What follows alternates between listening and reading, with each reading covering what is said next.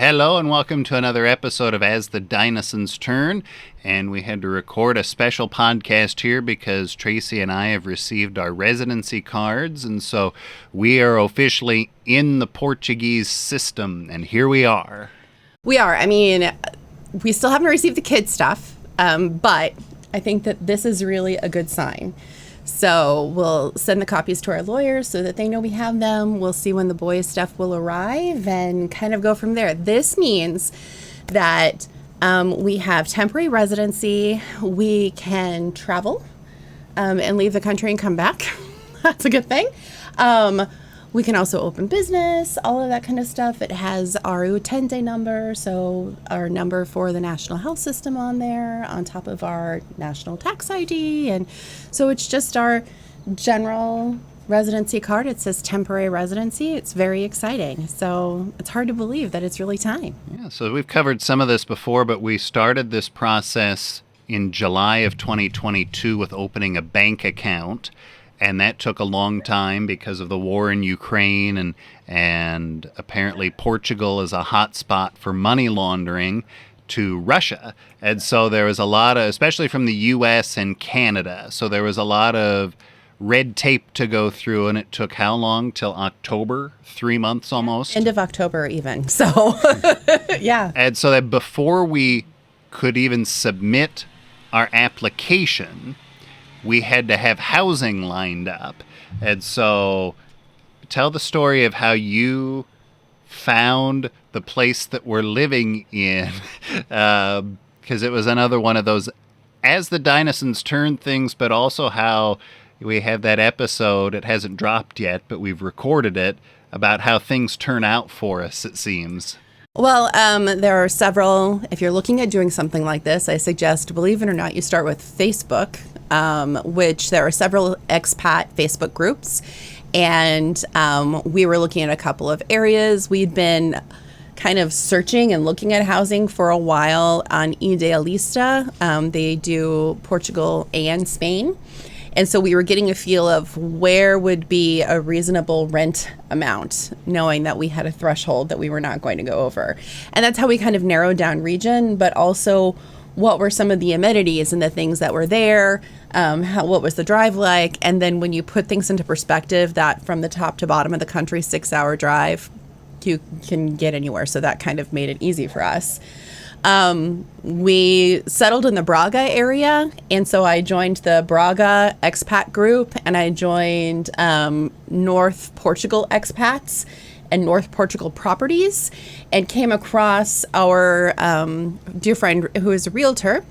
His name is Jorge Nogueira, and he actually listed this property of saying, "Hey, I have this," and I literally said to Jason, we were sitting on the couch, I said, "Hey, what do you think?" And he's like, "Yeah, that looks good." And I sent and said, "Hey, we'll take it. How do I send you money? What's the contract look like? Let's get it done." And it just kind of worked out from there. I wanted to work only with realtors or people who were lawyers. I didn't want to go with somebody who was just kind of putting their house up for sale, or, I've seen actually just recently even some people who've arrived and realized that they were scammed and had nowhere to live. And they're here with their animals and all their stuff, and there's no place there. So I wanted to make sure that this was really kind of on the up and up. So I wanted to make sure that there was a trail and this was a real person and they had a good reputation. And Jorge is fantastic, and he's actually the #1 real estate agent in all of northern Portugal. So it just kind of was fate. Yeah. So we had to have that lined up before you could submit the application. So it's kind of strange because you have to have the housing before you submit the application. Yeah. And so we had the contract on that. We submitted our application around. So what was the order? Because I remember when we were going on vacation around Thanksgiving, there was something we had to send, and then we sent the final stuff around Christmas time. Right. So we had to send things to VFS Global. Then they didn't like some of the things that we had, so we had to send additional things when we got back from our vacation. So literally the day we were leaving to go to Lisbon for our trip, we were flying to Lisbon, and then we were going to take the train to Porto. We had to mail something. So that's the FedEx video. We've kind of put that up and got that ready to go. And that was the first round. And then that's the first gateway, I guess. So then that gateway didn't like half the things that were there. Then we had to keep sending them things and all of that kind of stuff. And that next gateway didn't happen until Christmas time. And then it was like, okay, now we've received everything. We found that out like the maybe the 27th, 28th of December. And we're like, okay, so now we get to wait 4 months. And 2.5 weeks later, we got our acceptance, which was insane. It just never happens that way. Thus the scrambling move, rather than leaving in June as we thought everything would happen if it was going to happen. So we've talked about this before. VFS Global, when you hear that term, that's this company that's like a middleman intermediary for Portugal and a number of other countries when it comes to residency applications. So you're actually not, well, we did eventually send things directly to the Portuguese embassy in the U.S., but you start at VFS Global, takes in all this stuff. You send it to them, and then they correspond with the embassy.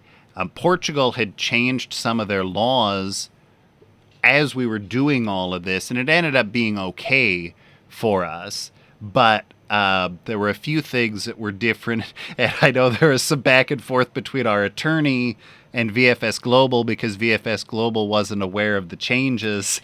Yeah, our attorney had to do some law school teaching and put some things out there. So that was interesting. But I'd have to say that going through doing the VFS Global, that was definitely a gateway process. But there are lots of gateway processes in bureaucracy, and it literally goes into this nameless entity where you have no idea who's there or what might be there. And there's no one, if you're doing this as an individual, there's no one that you know that you could reach out to. So thank goodness for our lawyers. I mean, Deborah, quite frankly, she was a paralegal at that time, but now she's a lawyer in training. She is beyond brilliant and does almost all of the immigration things. She is fantastic, and we love her. But I have to say, this was a long time coming. And even when we got our cards, we didn't know if our residency was going to be for 1 year or for 2 years. It was just kind of like, nobody knows. Right. So when it came, I was like, "Oh my God, what is it?" And it's for 2 years. It is. So that's a happy thing. And now we can move on to next pieces of kind of getting settled. Yeah. So we'd gone through VFS Global. You know, Deborah, the attorney, had she would email and a lot of times get no response, and she would email again and get no response. But that it all worked out okay, and the final stuff was submitted right after Christmas. And yeah, like you say, we were expecting June approval of all of this, right? May or June. And once you get approved, then you have a window of time to get here. So we're like, well, June, July for a move, that'll be perfect. We get through tax season. You can finish out the school year at the college. The boys can finish the school year. Kids can finish school, and it'll be perfect. And instead, we got approval within 2.5 or 3 weeks. And so suddenly, we had to move in the middle of March, which it worked out fine. I think it actually worked out better because if you think about it, I mean, so even if the boys had completed 6th grade and 9th grade in the U.S., Jack would have had to have repeated 9th grade. There would have been no way around that. He would have had to have done 9th grade again. Tyler might have been able to do 7th grade, but they wouldn't have been exposed and know anything that was going on. They would have had the entire summer freaking out. It would have been a lot. So I have to say, I think it worked out for the best, even in all the scrambling of the things we've had going on. And every day I look out here and I think this was fated. There's no way we could have made any of this happen. It just couldn't have happened. I mean, this is not a process that you can just make happen unless you can buy $1 million property and then you get your golden visa someplace if you're lucky. And we're just not those people. And so I think that that's a large piece of it. Well, and so we got here in the middle of March. We thought the kids would finish the school year in online school. We talked about that. I think it was episode 3 of our podcast. We talked about school and how the online school we suddenly found out wasn't going to work. So we had to enroll the kids in Portuguese public school. But that worked out okay, too. Yeah, I think now the question is what's next. And so what's next? Like we've got our temporary residency cards. The boys will get theirs. I mean, first thing on my list, Civi, yeah, here we come. Right, we can try. So before we got these cards, I mean, we've always been in the system, of course, even in March when we moved here, but you can't leave the country Right. until you get the cards in hand. And so you and I have our cards in hand. The boys are waiting on theirs. The place that Jack went to, isn't it like some people have been waiting 8 months there? So No, thankfully, not 8 months, but like that's another one. But I think that this is the other piece of it. I mean, Deborah, our lawyer, meets with SEF Immigration and goes through every one of their clients every single week and says, this is where they are. You should be getting this or you should be getting that. And so I think that that's really helpful. They've got somebody on the inside. So I figure we'll get that soon. Yep. Otherwise, we might just leave them here and you and I go to Seville. Well, that would work too. They're old enough to. Yeah, it's a 6-hour drive. We can do that. No problem. But I think that there's a little bit of celebration that needs to go on. And then it's figuring out, like, getting a setup here. Like, we knew that this was a temporary place for landing, no matter how much we enjoy it. This is more of a vacation/weekend home than something that works really well for a family at this size. And for a business, that makes it really hard, but I think that that's the next step, is to figure out, okay, where, if anywhere, are we going to live? Are we going to buy? Are we going to rent? How that goes? And there's a whole lot of hurdles and things there. And then there's also the what about business now? We've talked about maybe setting something up where it's like a studio, like a recording studio, where people can come in and use it and you can use it for your work, or more of a kind of multifunction creative space. So I think we've got some research to do to see what things might be good and what might be some good locations. Yeah, we're working on trying to buy a house. That's a process in and of itself. As soon as we know more about what's going on with that, we could probably talk about that a little more. Not that we can't talk about it now. It's just, it's complicated. It's different from the U.S. in some ways. And so once we know more about how that's going to shake out, we can have a podcast about that too. But we got our bank account open. That was an adventure too, getting the bank account open.